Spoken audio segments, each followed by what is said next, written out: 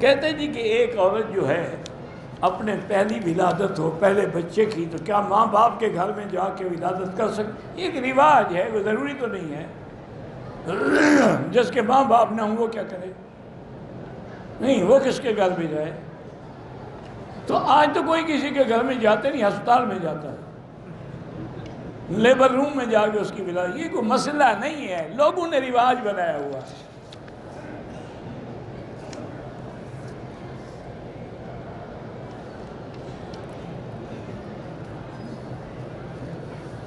میری بیوی کے پیٹ میں حمل ہے، اس کو تکلیف بھی ہے اور وہ بار بار شدت سے انکار بھی کرتی ہے کہ بس اللہ ہمیں بچہ دے دے، ایک بچہ ہی کافی ہے، آئندہ میں حاملہ نہیں ہوں گی۔ ایک بات تو یہ ہے کہ اس کے ہاتھ میں نہیں ہے حاملہ، اور دوسری بات یہ ہے کہ جب حمل کی مدت گزر جائے گی، بچہ پیدا ہو جائے گا، میاں بیوی اکٹھے ہوں گے، یہ ساری باتیں بھول جائیں گے۔ فکر نہ کرو۔ گھر میں بہت مشکلات ہیں، لوگ وسوسے ڈالتے ہیں، سب جھوٹ بولتے ہیں۔ سورۃ بقرہ پڑھا کرو گھر میں، شیطانی اثرات ختم ہو جائیں گے۔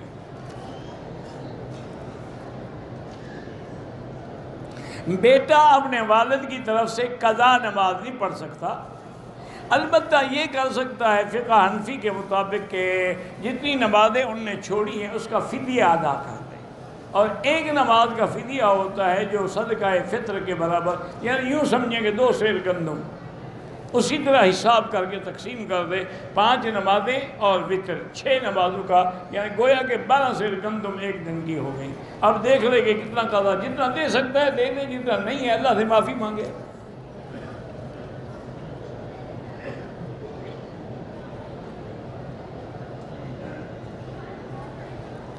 ایک آدمی نے کہا ہے کہ حدیث میں ہے کہ جو شخص عشاء کی نماز کے بعد 4 رکعت نفل دوسری رکعت کے تشہد میں بیٹھے بغیر ایک ساتھ پڑھے گا۔ یہ حدیث ہم نے نہیں پڑھی، جہاں لکھی ہو مہربانی کر کے لکھ کے بھیج دیں۔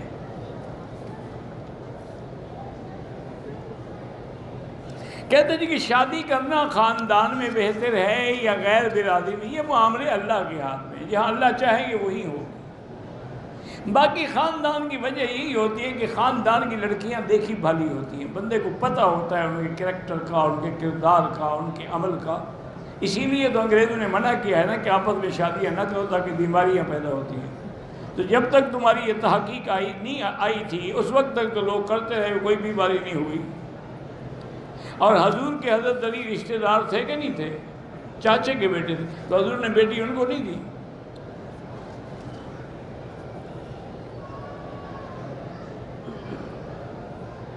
اگر گھر والے رشتہ داروں میں کرنے کا زور دے اچھی بات ہے، رشتہ داروں کو بندہ جانتا ہے، دیکھا بھالا ہے۔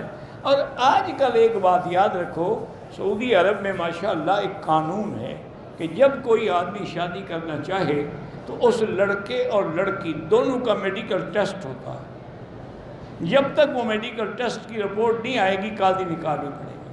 اگر یہ آپ اپنے ملک میں بھی کر دیں نا تو اس سے بڑی مصیبتیں بچ جاتی ہیں، کیونکہ بعض اوقات ایسی بیماری ہوتی ہے لڑکے میں یا لڑکی میں کہ وہ اولاد کے قابل ہی نہیں ہوتے، یا ان میں کوئی ایسی بیماری ہے موذی جس کا علاج ہی نہیں ہے دنیا میں، یا ایسی بیماری ہے جو متعدی ہے آگے بڑھے گی۔ تو اس لیے بہرحال رشتہ دار مدینہ منورہ زیارت 10 دن کے لیے، مدینہ منورہ میں جانے کے بعد افضل تو یہ ہے پہلے دن حاضری دیں، اور یا پھر جب روانہ ہوں وہاں سے پھر حاضری دیں۔ بعض علماء نے اتنا گنجائش رکھی ہے کہ روز ایک دفعہ حاضری دے سکتے ہیں۔ یہ جو ہر نماز کے بعد بھاگ پڑتے ہیں اور موبائل بھی ہاتھ میں ہوتا ہے ماشاءاللہ، تو یہ تو جائز ہی نہیں ہے۔ طواف جب کریں گے کسی اپنے فوت شدہ تو یہی یا اللہ اس کا ثواب ہمارے فلاں رشتہ دار کو دے، ثواب اللہ دیتے ہیں۔ کہتے ہیں جی کہ گھبراہٹ کا کوئی حل ہے، اللہ پر ایمان اور قرآن کی تلاوت، الا بذکر اللہ تطمئن القلوب۔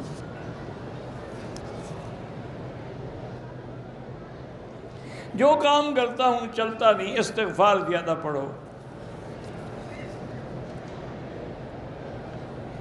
حضرت ابراہیم حتیم میں دفن ہے، بالکل 101% جھوٹ ہے۔ حضرت ابراہیم الخلیل کی مدار تو الخلیل میں ہے، بیت المقدس کے قریب جگہ ہے الخلیل۔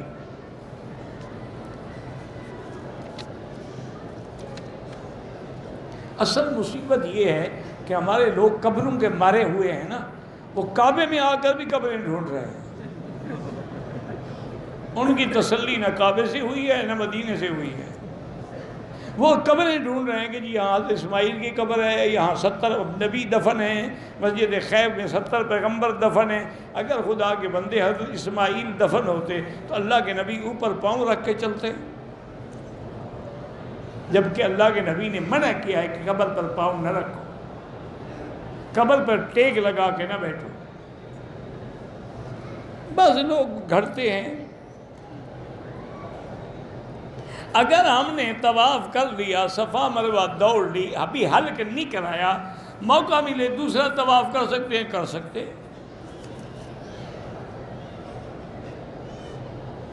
کچھ حضرات کہتے ہیں کہ مسجد عائشہ کے امام کے پیچھے نماز پڑھنا ناجائز، جو کہتے ہیں اللہ ان کو ہدایت دے۔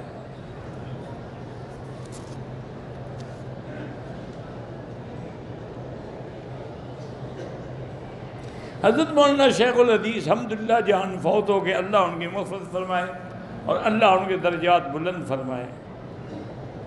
اگر آپ میاں بیوی گھر میں یعنی روشنی میں ملیں ایک دوسرے کو تو کوئی دن میں نہیں دیکھتے ایک دوسرے کو، تو رات کی لائٹ میں دیکھ لیں گے تو کون سا کفر ٹوٹ جائے گا۔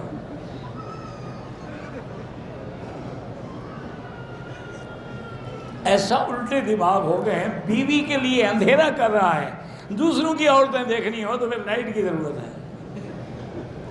انا للہ و انا الیہ راجعون۔ قبر پر اذان دینا بدعت ہے، زندگی میں نماز نہیں پڑھی، اب مردوں کا نماز پڑھواؤ گے۔ مکے سے مسجد جیرانہ یا عائشہ عمرے کے لیے جانا ہو، احرام مکے سے باندھ کے احرام بابا وہ ہوتا ہے جب نیت کرو گے، چادریں کہیں سے باندھ کے چلے جاؤ۔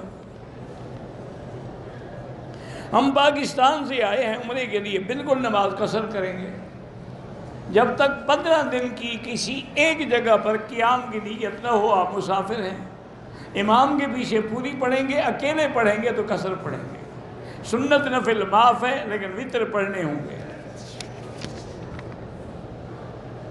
عمرہ ادا کیا، میرے بال 1 انچ لمبائی سے کم تھے، میں نے موٹی مشین کے ساتھ بال کٹو، بالکل ٹھیک ہو گیا۔ ابھی 2 دن پہلے میں مدینہ شریف گیا، عمرے کا ارادہ بھی تھا، احرام بھی میرے پاس تھا، لیکن میقات پہنچ کر میرے ذہن میں خیال آیا کہ پہلے والے عمرے میں میرے بال لمبائی میں 1 انچ سے کم تھے، تو میں نے مشین سے اس کا میرا پہلے والا عمرہ ادا ہوا، پہلے والا تو ہو گیا، لیکن اب جو مدینہ سے نہیں کیا اس کی تو دم پڑ گئی۔ جا کے مدینے سے احرام باندھ کے عمرہ کرو، عمرہ بھی کرو، اگر طائف سے کر دو تب معاف ہو جائے گی۔